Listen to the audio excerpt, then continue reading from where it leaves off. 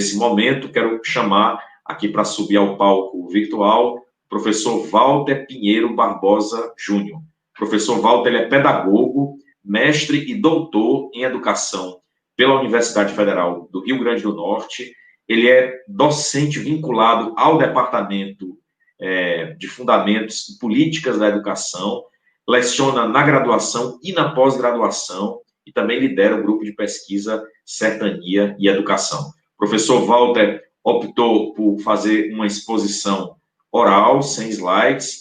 Nesse momento, eu quero mais uma vez agradecê-lo pela disponibilidade. Vou pedir licença e agora a palavra é com o senhor, professor.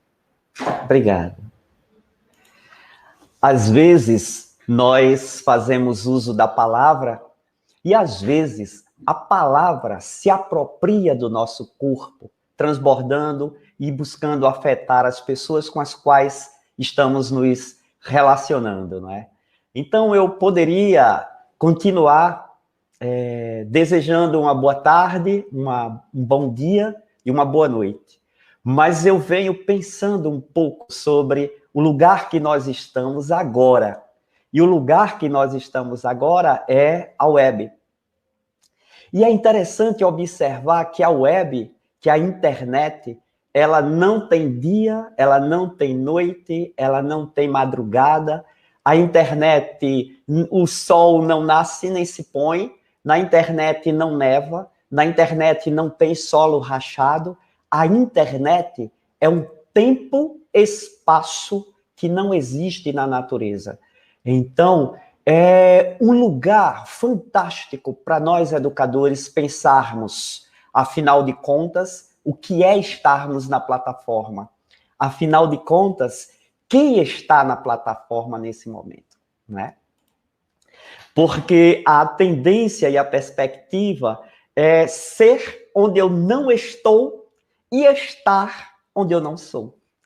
Então, meu corpo aqui está, na cidade de Natal, mas estou na plataforma me relacionando com todos vocês de lugares os mais diversos desse país. Então, inicialmente, essa é uma inquietação que eu carrego comigo. Então, às vezes, e eu vou continuar, eu acho muito bacana, o nosso professor Herbert, pois, anunciou uma questão, né, que nos vincula, que problematiza essa tarde, as duas temáticas trabalhadas, e foi muito bom ouvir a professora Lívia, né, foi muito bacana. O conhecimento, ele acontece na comunicação. E então eu vou continuar o estudo, né, dessa tarde que nós estamos fazendo, pensando que eu creio que nós estamos um tanto quanto atordoados, né? Eu creio que nesse momento todos nós do mundo estamos atordoados. Isso porque nesta configuração a nossa cultura sofreu um terremoto profundo, né? Nós vivemos um abalo existencial. Então nosso modo de pensar o mundo ruiu e foi profundamente modificado. Nós estamos convivendo, o que eu venho pensando atualmente, é que nós estamos convivendo com 3 I de indígena, 3 I. A incerteza, inclusive eu não sei se eu vou finalizar essa live, porque nós tivemos a experiência, a conexão cai, então nada me segura, nada me garante que eu vou estar pleno na conexão enquanto eu estiver expondo algumas ideias. Depois, outra palavra que tem me feito pensar sobre o momento atual é a imprecisão. Nós, educadores, estudantes de licenciatura, pesquisadores que nesse momento estão atentos ao que estou tentando partilhar enquanto ideias, né? Tudo depende muito, quer dizer, tudo é muito impreciso, porque tudo está muito incerto. Então, aquilo que eu vou fazer segunda-feira, pode ser que na quarta já não tenha mais valor nenhum, porque tudo mudou na configuração do mundo. Então, nós estamos dormindo numa profunda incerteza também e numa imprecisão. E nós vivemos a terceira palavra com I é o inesperado.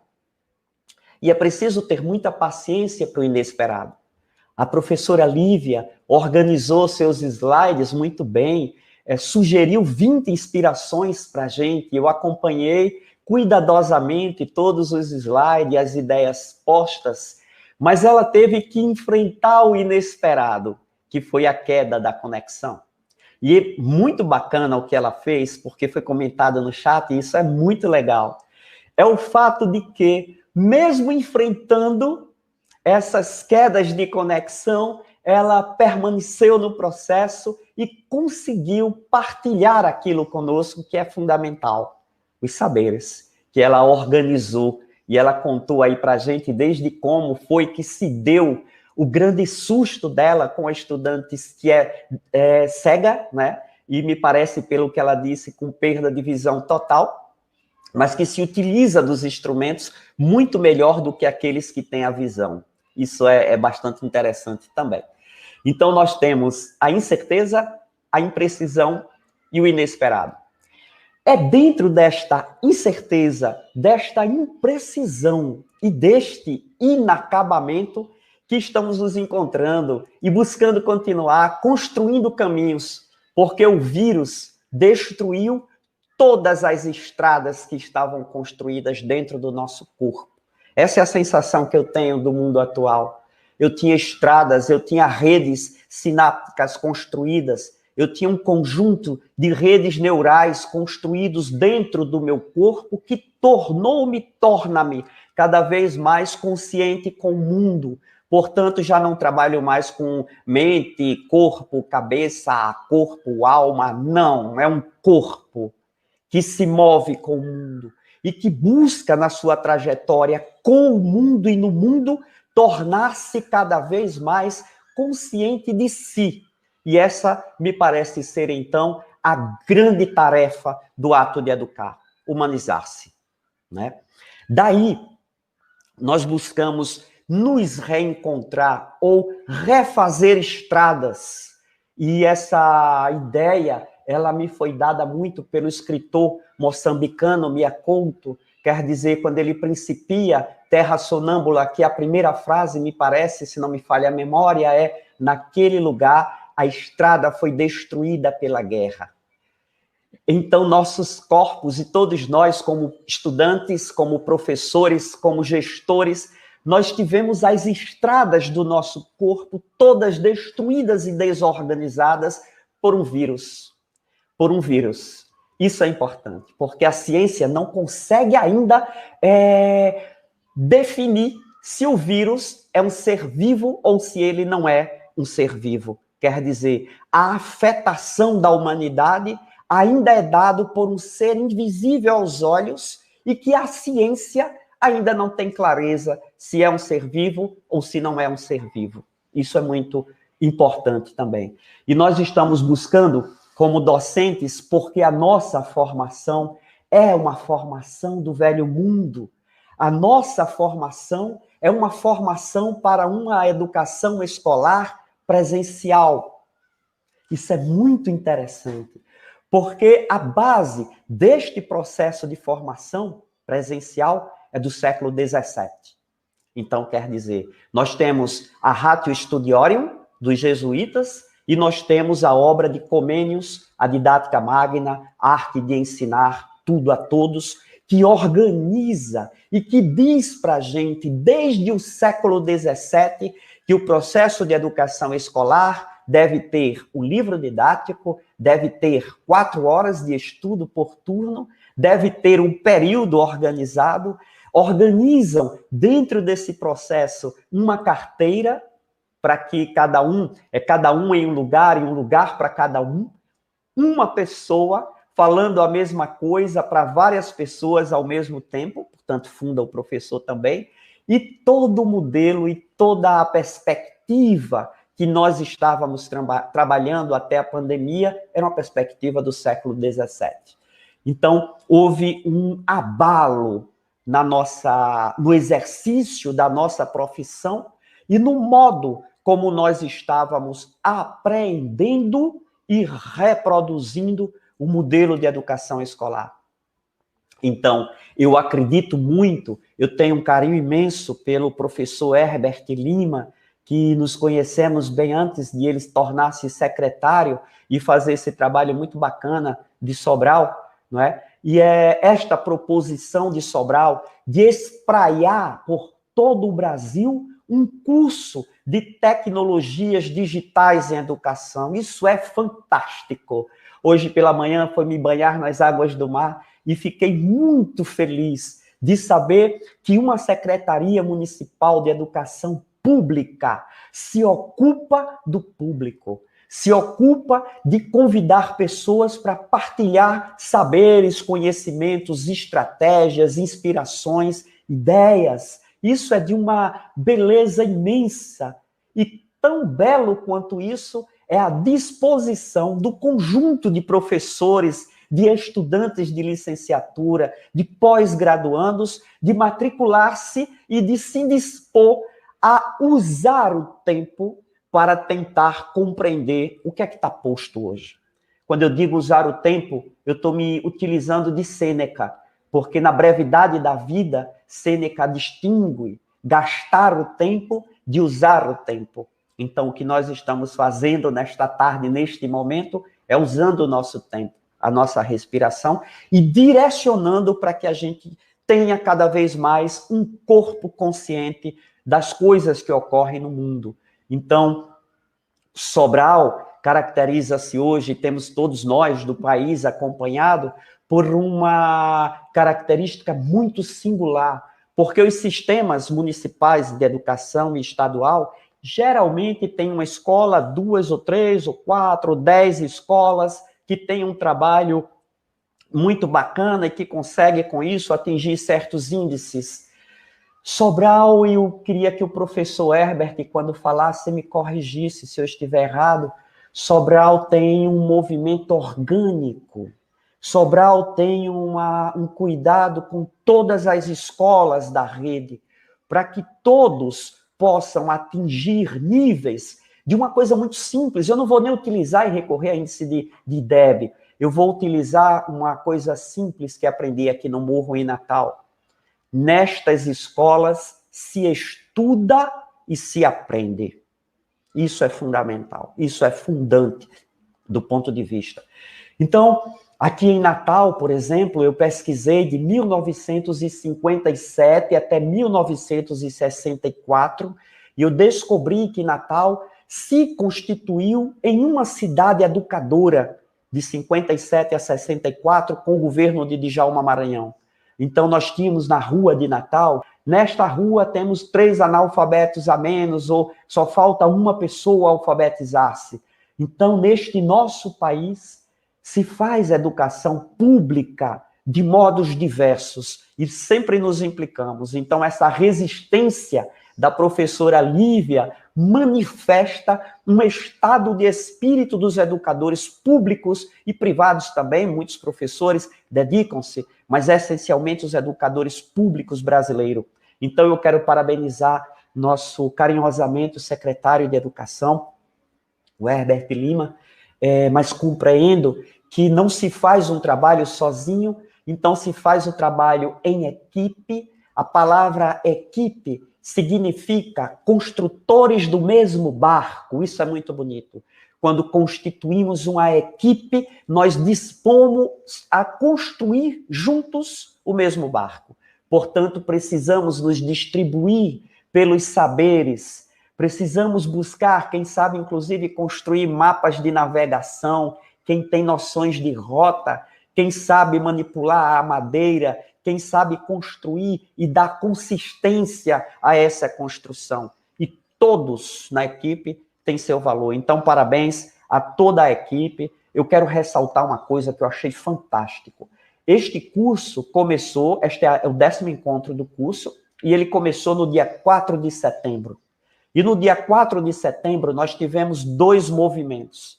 Uma exposição do nosso secretário sobre o curso, e uma palestra de abertura intitulada Afetividade e Construção de Valores no Mundo Atual. Isso é de uma beleza imensa.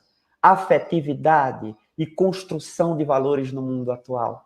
O que nós, professores, mais temos sentido falta é do abraço, é da chegada na sala, é do olhar dos nossos estudantes, é da disposição que a gente tinha de encontrar-se. E Lívia começou falando sobre a sala dos professores, do cafezinho, das conversas, das tretas, mas das relações de amorosidade que a gente também tem nas salas e nos encontros com os professores, de uma beleza imensa.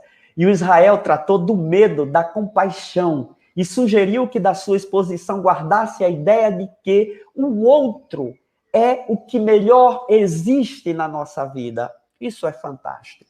Nós precisamos do outro. E por que, então, que a gente se dá conta e a gente sente a falta do abraço? Porque o abraço é a pequena morte.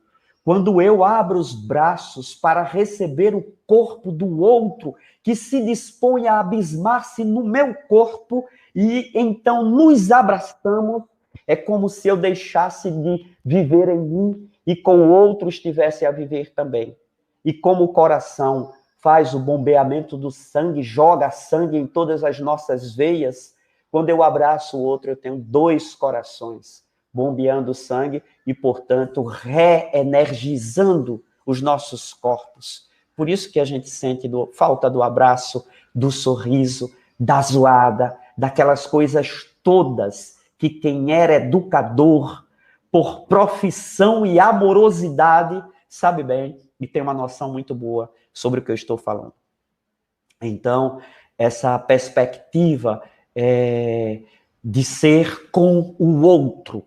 Mas eu queria lembrar a todas e todos que estão conosco nesse espaço tão bonito, tão virtual, tão de tantos espaços, mas sincronizados no mesmo tempo, é que o outro não é necessariamente só um ser humano, porque nós vivemos com uma cegueira botânica.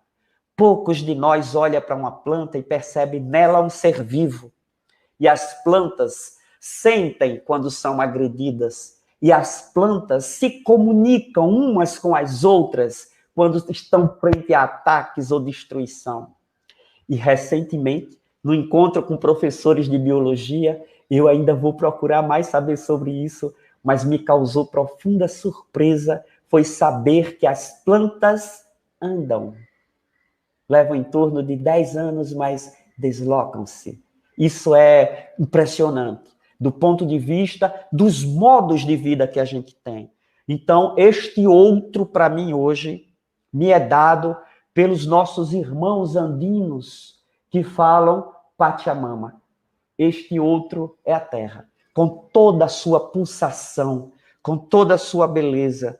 Então, este cuidar de si, transbordando e cuidando do outro, não é só do outro humano, mas cuidando de todo o planeta Terra, porque nós habitamos, é a nossa casa, né? E aí, dentro dessas ideias, eu queria chamar a atenção de que pensei uma temática que seria a tecnologia, a pandemia e a reorganização do pensamento educacional. Nesse sentido, eu penso que nas webconversas, eu tenho me ocupado com as turmas com as quais eu trabalho, de dar uma perspectiva de webconversas, né? Então, posso falar um pouquinho mais sobre isso, mas a conversa, ela é muito importante, porque nós temos, tem muita gente aqui de Minas Gerais, e nós temos o grande Guimarães Rosa, que escreve Grande Sertão Veredas. Ali está dito de uma forma linda, profunda, poética, leve, mas diz, quando ele escreve, eu falo, o Senhor escuta, pensa, repensa, rediz o que eu disse, então me ajuda. É isso a conversa. É um dizer ao outro e um estar atento a escutar o outro que se pronuncia e que rediz aquilo que você disse. E é nesta comunicação que nós nos fazemos o que somos, humanos. Então, eu queria dizer que comer e estudar são muito próximos porque nutrem nosso corpo, nutrem as redes neurais que se organizam no nosso corpo e que nos faz ser o que somos. Talvez, na jornada do mundo, se nós não nos nutríssemos de ideias e de comida, nós não fôssemos o que somos, porque nós somos da linguagem, da palavra, da comunicação. Então, eu queria organizar 3 pontos, bem rápido, porque já estamos há um bom tempo concentrados na tela, né? O primeiro deles é uma noção breve sobre a tecnologia para nós educadores. Eu tenho pensado muito sobre qual o sentido de tecnologia que nós educadores podemos construir para nós. Porque nossa área de educação pensa-se. E muitas vezes ideias de outras áreas meio que não cabem conforme produzido lá. Então, como que é tecnologia para nós educadores? E aí, segundo ponto, 2 sustos e 2 descobertas. E por último, de que modo as tecnologias digitais e a pandemia provocam e impõem a reorganização do pensamento e das atitudes educacionais. Então, essa primeira perspectiva, que é uma noção da tecnologia, no tempo presente, eu escuto muitas pessoas dizer que a sociedade que nós vivemos é a sociedade do conhecimento. Eu não estou muito de acordo com essa noção, com essa ideia. Porque eu tenho certo que o conhecimento é uma marca da humanidade. Portanto, não me parece que a sociedade atual é a sociedade do conhecimento. Me parece muito mais que todas as sociedades humanas estão marcadas, tatuadas, como fala Ceissa aqui em Natal, da complexidade, por um certo conhecimento. Então, eu não estou de acordo com a noção de que vivemos a sociedade do conhecimento. O humano se fez conhecendo e produzindo-se a si mesmo. Então, no processo de construção do conhecimento, temos esse conhecimento que materializa-se em tecnologias.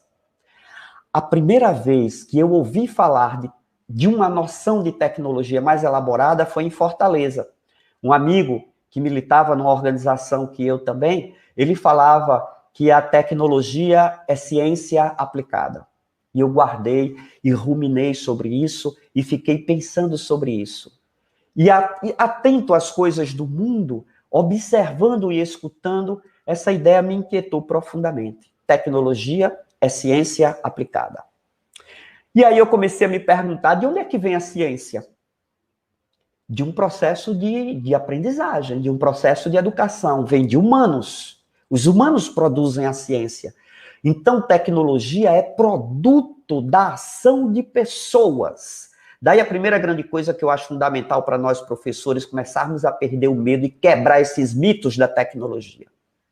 A tecnologia não é máquina sofisticada nem programas. A tecnologia é um código, são códigos, são produtos dos humanos. É um produto nosso, portanto não pode ser estranho a nós, né? Hoje eu sinto que a relação entre máquina e tecnologia é muito forte e comum entre nós. Então, vincula-se a tecnologia, máquinas sofisticadas, programas sofisticados, modos e formas e palavras que a gente fica tontoso para poder entender do que diabo estão falando, não é? E quanto mais sofistica-se, me parece que então mais a tecnologia fica resguardada.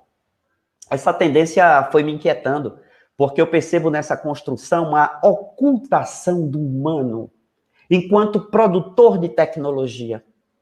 Ao assumir que as tecnologias são máquinas, ou processos sofisticados, ou programas, ou estratégias, ou coisas fora de nós, nós desumanizamos o processo de construção deste mundo virtual, porque nada é mais virtual neste mundo do que a palavra. E a palavra é muito antiga. A palavra é extremamente virtual. Quando eu era estudante de pedagogia, eu fui assistir aula de anatomia, onde os corpos eram dissecados, porque eu buscava, nas minhas inquietações, saber onde estavam as palavras. E quanto mais se dissecava os corpos, menos as palavras, os sentimentos e as coisas não existiam, não estavam, não era ali. E eu começava a me dar conta da virtualidade da palavra, da linguagem. Portanto, de um mundo extremamente sofisticado, leve, invisível, imensurável, impalpável, que é o mundo do que nós chamamos humano. Então, isso para mim é muito importante. Ao assumir que as tecnologias são máquinas ou processos sofisticados, isso cria um certo medo nos nossos professores e nos afasta das máquinas, porque elas são manipuladas por quem tem um certo saber, uma ciência. Antes da pandemia, a gente falava para os nossos colegas, olha, fulano de tal é muito tecnologizado. Eu falava isso, não é? Eu me referia ao professor Herbert Lima no nosso programa em Viagens pelo Brasil, a ele como tecnologizado. É como se fosse um mundo para alguns. Não era um mundo para mim. E ao contrário, cada vez mais que as coisas se sofisticavam, mais eu me distanciava das máquinas, porque mais eu me apegava às minhas certezas de formação educativas do século XVII e dos europeus, que trouxeram para nós esse modelo de escola. Então, tentam nos convencer que existe uma geração de nativos, que existe a geração digital, que existe a geração Y, X ou H, sei lá o quê. O fórum online é de 1960. Desde 1960 que o mundo online está posto. O problema é que estávamos desatentos, porque a escola, ela é uma mentalidade. A escola não é um prédio, a escola não é um processo, a escola não é o lugar onde os saberes historicamente produzidos e sistematizados estão resguardados. A escola é uma mentalidade. A escola é uma forma de pensamento secularmente construída. A palavra escola é uma palavra grega, significa ócio. Escola é escolé, ócio. Portanto, escola emergiu na Grécia Antiga para quem tem tempo livre. Daí a escola do século XVII é a escola do relógio mecânico e da tipografia. É a escola que vai se construir junta e imbricada com o capitalismo, com o modo de produção capitalista. Por isso que na escola os nossos estudantes estudam para tirar nota e não para entender as coisas. Porque depois que ele aprende a estudar para tirar nota, ele vai exercer o trabalho para ganhar dinheiro. Então, os rituais e os processos escolares estão muito conectados, em demasia. Eu não vou ter tempo suficiente para expor, mas por este país já viajei muito, expondo algumas ideias, e aí a pandemia vem e contribui enormemente. Então, a palavra, como disse, é o que há de mais virtual. E hoje, depois de muito pensar e de tentar construir um sentido, um significado para a tecnologia, eu cheguei a uma ideia. Eu cheguei a uma ideia na própria palavra. Eu trabalho hoje com tekné, que é arte de fazer, é uma palavra grega, e logos. Nos dicionários, inclusive na literatura da filosofia, o que é corrente é logos como estudo. E o que eu percebi no pensador nominado de Skótenos, o obscuro, Heráclito, para ele, logos tem um sentido maravilhoso. Ele diz que o logos, por mais que eu percorra todos os caminhos do logos, não atingirei sua profundidade. Tão profundo, não atingirei o fim, tão profundo ele é. Portanto, para Heráclito, o logos é o que há de mais profundo no humano. seria a própria ânima do humano. Portanto, isso é o logos. Daí, a tecné, que é uma arte de fazer, e logia de logos. Geralmente, logos é tomado como estudo, mas essas coisas todas que falei para vocês. Então, hoje eu penso que nós, educadores, precisamos ter clareza que a tecnologia brota, emerge do que há de mais profundo no humano. Não o humano idealizado, imaginado como a filosofia clássica humanista nos fez crer que existe um humano, não existe este humano abstrato. Existe o humano na sua concretude existencial. E é este humano, em sua existencialidade, que produz essa tecnologia. Somos nós. Então, distinguir as gerações, aceitar que nós somos do velho mundo, dizer que existe a geração nativa, existem os humanos em processo, porque foi a minha geração que construiu todos esses elementos.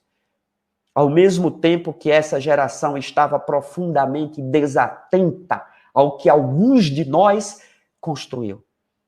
Então, me parece que se faz necessário entender os tempos em que as pessoas nascem, mas as configurações históricas, e não delimitarmos e enquadrarmos as pessoas. Isso dificulta o nosso pensamento. E o exercício de desaprendizagem. Qual é o elemento hoje que venho pensando profundo de necessidade do exercício da docência? Desaprender. Desaprender. Está posto. Tá certo? Então, tecnologia é uma arte de fazer que emerge do que há de mais profundo dos humanos e materializa-se em um artefato que outro humano pode decodificar. Os poetas concretistas, um deles, eu não sei se é o Décio Pignatari, que fala que não há um código humano que outro humano não possa decodificar. E eu testemunho nessa turbulência da pandemia. É linda a atitude dos educadores brasileiros, que mesmo sem a propriedade, até mesmo de usar o WhatsApp, que seria um dos mais simples hoje, de operar com ele, de criar um grupo, mesmo sem saber, está indo atrás dos estudantes, está buscando aprender a fazer. Professores que não gostavam nem de ouvir a própria voz, se dispõem a aparecer e apresentar a própria imagem para manter e estabelecer a relação com os estudantes. Essa fantástica atitude existencial da docência e que o nosso país carrega, porque um dos patrimônios fundantes do Brasil e dos brasileiros é a educação pública e gratuita. Não, nenhum governo nos deu isso. Isso foi construído pelo povo brasileiro. E nós temos os dois grandes patrimônios do nosso povo, saúde pública e educação pública. Isso, para mim, é fundante e nos singulariza em muitos lugares. Porque eu fui à Indonésia, eu morei no sudeste da Ásia, e na Indonésia não existe educação pública.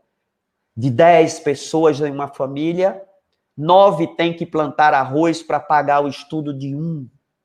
Aqui no nosso país, todos acessam a escola e nós conseguimos isso. Então, essa é uma noção de tecnologia e eu vou avançando. Nós temos 2 sustos e 2 descobertas com a pandemia. Nós que eu digo eu.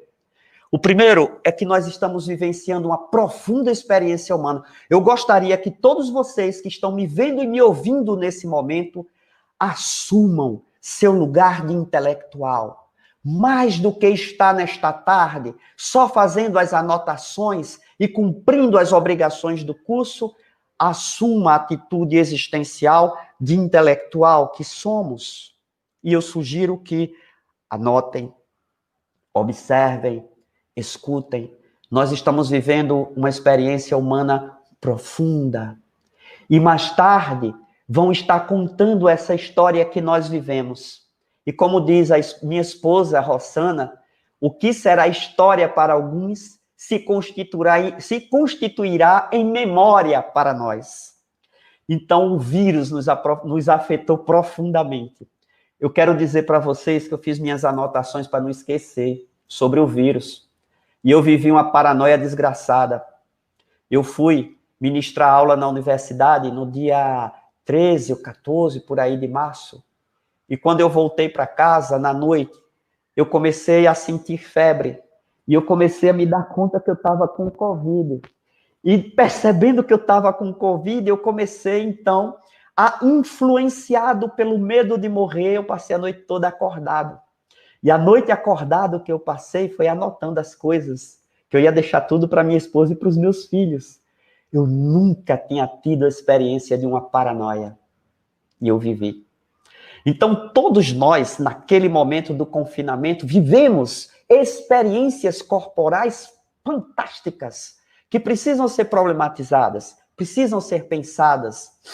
Então, uma das coisas muito importantes que esse processo do vírus nos deu foi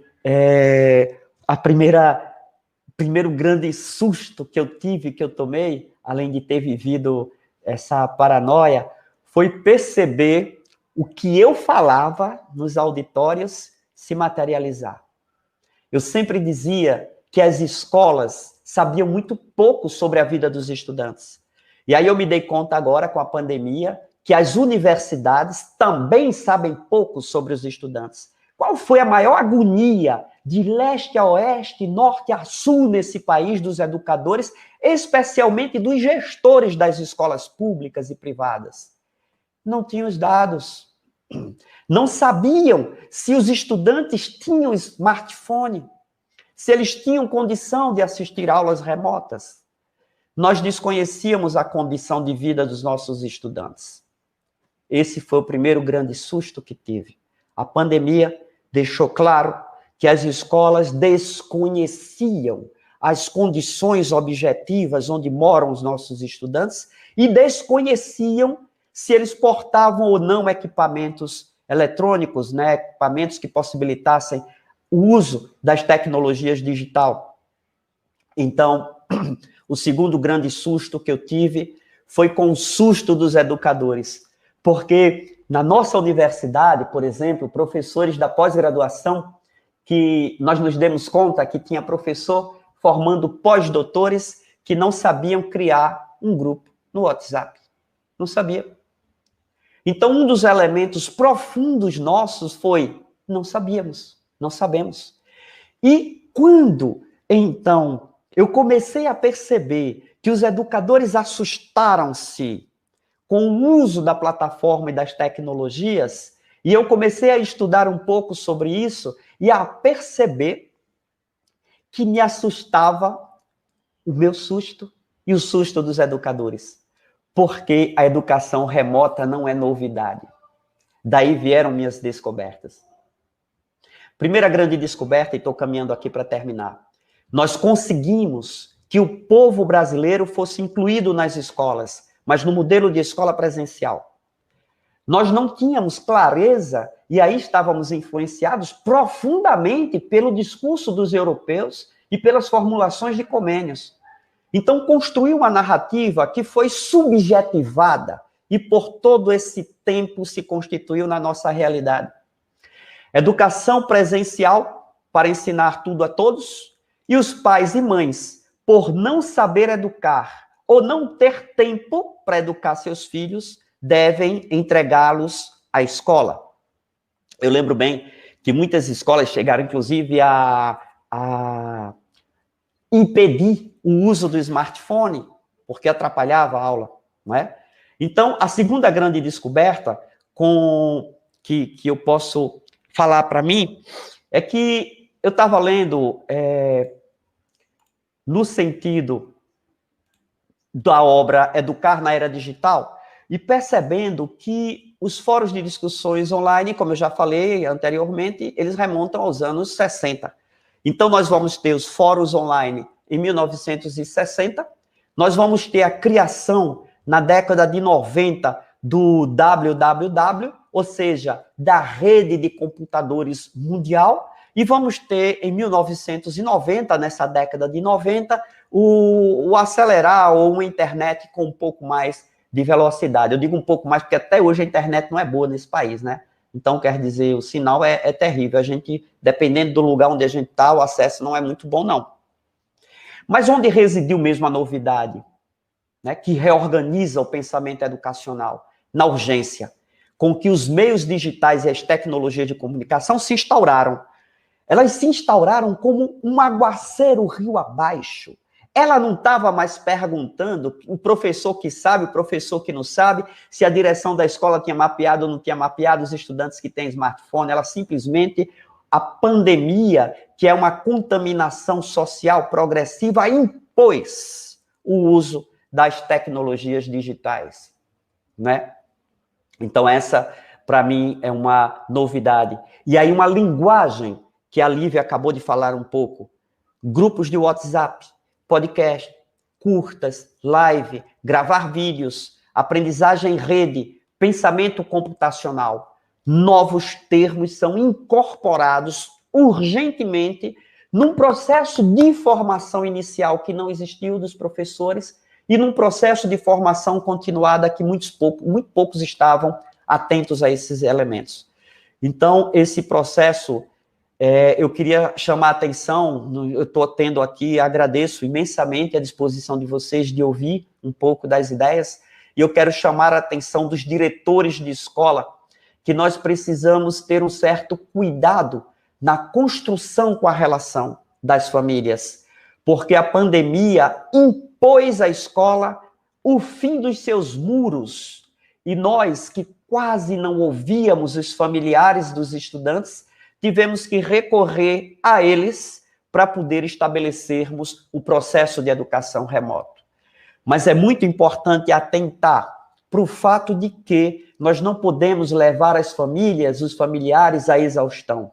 Então é importante que repense como fazer esses trabalhos. Não há mesmo tempo dos familiares para estar acompanhando todas as atividades. Portanto, a gente precisa dosar um pouco disso e repensar. Então, de que modo, o último ponto, as tecnologias digitais e a pandemia provocam a reorganização do pensamento educacional? O vírus, ao impedir a convivência presencial dos estudantes e professores em um mesmo espaço, impôs a necessidade de deixarmos de pensar a escola como estávamos pensando e praticando até pouco tempo, né? Nossa única verdade era baseada em um modelo criado, como eu já falei várias vezes, no século XVII, no relógio mecânico, na tipografia. Então, existem muitas narrativas que construíram para a gente uma ideia de escola, e a pandemia criou uma espécie de queda de pilastras, que aí caiu e nós ficamos um tanto quanto atordoados. E aí, nesse sentido, a pandemia impôs a reorganização do pensamento ao exigir duas coisas básicas. Primeira exigência que a pandemia pôs para nós: não podemos continuar educando nas escolas sem saber quem são as pessoas que nós educamos. Eu sou professor de uma universidade federal. O ritual de processo formativo na universidade, na graduação e na pós-graduação, é profundamente esquisito. Porque, como professor, eu entro na sala de aula com o meu programa, eu dou boa tarde, ou bom dia, ou boa noite, se eu assim desejar, se tiver um mínimo de civilidade também, não é? E apresento o meu programa. E começo o curso. Eu não preciso perguntar a ninguém da sala de aula do que você gosta. E aí, você sonhou com alguma coisa hoje? E você, tu gosta de futebol? Os gostos, as formas de ser dos estudantes não importam. É assim que nós estamos educando. Desimportando-se de quem são esses sujeitos que estão diante de mim. E não é um importar-se só de dar o abraço, o carinho, o beijo, não. É de saber das condições socioeconômicas, é de assumir a escola para construir o projeto de educação a partir das demandas e necessidades desses sujeitos com os quais nós nos encontramos todos os dias. Chega de falar tanto da Europa e que os nossos meninos sabem tanto dos europeus, mas não sabem explicar nem dizer por que o nome do seu bairro é aquele nome e não outro nome. Os estudantes distanciam até do nome do patrono da escola. Eu estudo na escola estadual Augusto Severo. Quem foi Augusto Severo? Não nos importa, porque nos desimportamos entre nós e importamos conteúdos, processos, estratégias, técnicas que só promovem o estranhamento do sujeito a ele mesmo. Então, se o ato de educar é um processo de humanização, eu preciso reorganizar meu pensamento. E isso a pandemia me possibilitou, porque ruiu e me fez entender a escola como uma mentalidade. Então, primeira grande referência, precisamos saber quem são as pessoas com as quais trabalhamos na escola ou na universidade. Segunda grande referência, nossa luta não é mais só para incluir nas escolas, mas para incluir em uma escola que incorporou as tecnologias digitais. Então, agora está claro para mim, a luta política de todos os educadores e estudantes brasileiros é uma luta pelo direito à inclusão deste mundo maravilhoso, porque as tecnologias são fantásticas. Elas me permitem ter aula de karatê com um professor que está lá, por exemplo, em Moçambique. Ela me permite ter aula de piano com um professor do Paraguai. Ela me permite estar aí com vocês agora, que eu não faço nem ideia de como você está. Se você está com um notebook, com um desktop, se você está com smartphone, se você está deitado no seu sofá, se você está assim, menino, peraí, daqui a pouco eu vou cuidar dessa coisa, espera um pouco. Eu não sei, mas estamos nos comunicando. E eu vou logo olhar tudo o que vocês colocaram aqui. Então, a Secretaria Municipal de Sobral, ao promover encontros como esse, vem construindo uma rede de formação continuada para todos os educadores. Sobral, então, borra as fronteiras brasileiras, deixa de ser o município do interior do Ceará e passa a se constituir em um epicentro de formação do Brasil e se constitui em referência para o mundo. Então, por isso que parabenizo nesse sentido.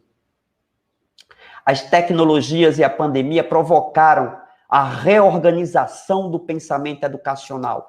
Só que eu não falo de uma reorganização abstrata, entendem? Porque vocês estão vendo as besteiras do Ministério da Educação, as bobagens que eles estão fazendo com o nosso país. A reorganização do pensamento educacional ocorre no meu corpo, no seu corpo. Porque o pensamento, as ideias e o ato de estudar é para nutrir-me, para me tornar um sujeito com mais clareza do mundo e com o mundo.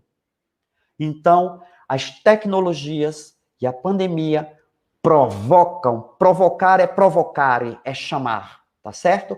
Provoca a reorganização do pensamento educacional em mim. E aí, como é que eu, como professor, que temia o uso dos instrumentos e da tecnologia digital, vou fazer uso desses meios? Entendem? Como é que eu vou deixar de pensar um professor, uma sala de aula, e agora eu posso me pensar em rede? Como é isso? Sou eu que vou dizer lá na universidade, na UFRN. É você que vai dizer na sua escola. É conosco. Então, nós somos... O mundo não é instituído por Estado. O mundo não é instituído por pessoas importantes. O mundo é instituído por indivíduos providos de sua individualidade, e quanto mais consciência de si esse sujeito tenha com o mundo, mais ele opera com consciência e menos ele permite que se construa tantos danos como temos causado à nossa casa, ao nosso planeta. Então, nas escolas, Eu quero parabenizar todos os diretores de escolas públicas brasileiros, porque é incrível. Os diretores, mesmo sem noção, às vezes, das tecnologias digitais, tinham que orientar os professores. E eles tiveram que ir na pressa, no destrambelhamento que caracteriza a cultura brasileira, porque nós somos destrambelhados, porque nós somos colonizados, porque nós somos um país para ser explorado e não um povo para ser constituído. E daí, quando eu falo isso, me vem à cabeça o prefácio da obra O Povo Brasileiro, de Darcy Ribeiro, que com muita clareza diz para todos nós, todos vocês que estão me ouvindo agora e que são da academia, sabem que o processo de formação dos professores na academia é demasiadamente baseada nos europeus. Nós quase não estudamos os intelectuais brasileiros.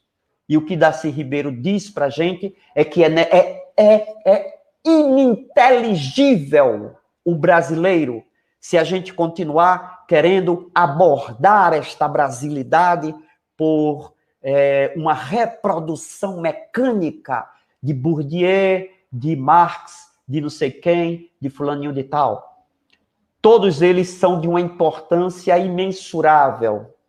Mas a grande importância dos intelectuais estrangeiros é que eles tomaram seu mundo para pensar.